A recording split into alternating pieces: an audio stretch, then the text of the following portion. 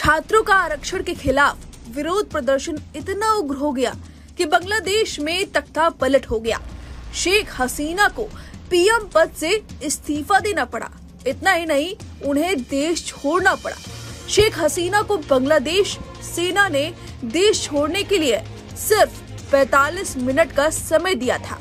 सूत्रों ने बताया कि हसीना बांग्लादेश छोड़ने से पहले राष्ट्र के नाम एक संदेश प्रसारित करना चाहती थी, लेकिन सेना ने उन्हें ऐसा करने की इजाजत नहीं दी।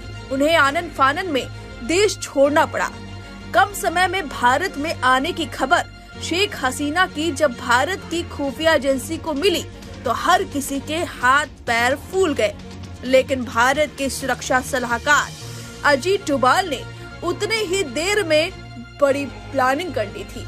आमतौर पर जब किसी देश के राष्ट्राध्यक्ष भारत आते हैं तो उनका स्वागत दिल्ली के IGI एयरपोर्ट पर ही होता है, लेकिन शेख हसीना के साथ इस बार ऐसा नहीं हुआ। उनके प्लेन को यूपी के गाजियाबाद स्थित हिंडन एयरबेस पर लैंड कराया गया। सोशल मीडिया पर लोग इसके बारे में कई तरह के कयास लगाने लगे, लेकिन इसकी असली कहानी कुछ और ही है।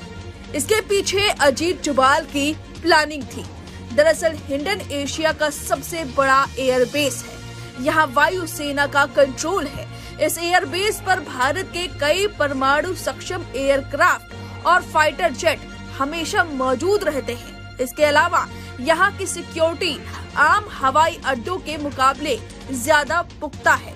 शेख हसीना जिन हालातों में भारत आई हैं, वो आम नहीं है। यही वजह है कि दिल्ली के व्यस्त IGI एयरपोर्ट की जगह शेख हसीना के विमान को यूपी के हिंडन में लैंड कराया गया, जिससे किसी भी दुश्मन देश को इसकी जानकारी न हो सके और शेख हसीना की सुरक्षा भी पुख्ता हो सके।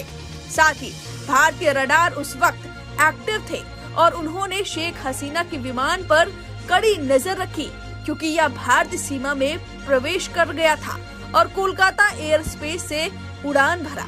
सूत्रों के मुताबिक कर्मियों ने किसी भी आपात स्थिति में सहायता के लिए 2 राफेल लड़ाकू विमानों को एक्टिव कर दिया था। अजीत डोभाल हर संभव परिणामों के लिए तैयार थे कि अगर हमला होता है तो भारत भी जवाबी कार्रवाई कर सकेगा।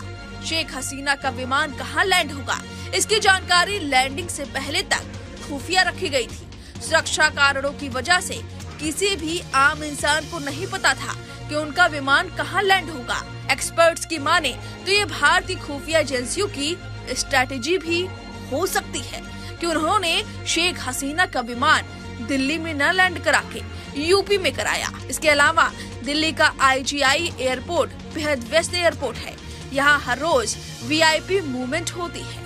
अगर शेख हसीना का विमान दिल्ली IGI एयरपोर्ट पर लैंड होता तो सुरक्षा व्यवस्था को संभालना और एयरपोर्ट से उन्हें सुरक्षित जगह पर सड़क के रास्ते ले जाना बेहद चुनौतीपूर्ण होता। आपको बता दें, विमान को करीब 5:45 पर हिंडन एयरबेस पर सुरक्षित रूप से उतरने दिया गया और पूर्व बांग्लादेशी प्रधानमंत्री से NSA डोभाल ने मुलाकात की। चर्चा के दौरान उन्होंने बांग्लादेश की मौजूदा स्थिति के साथ साथ आने वाले वक्त में उठाए जाने वाले कदमों पर भी चर्चा की। इसके बाद NSA पूरे मामले पर सुरक्षा मामलों की कैबिनेट समिति को जानकारी देने के लिए एयरबेस से बाहर चले गए।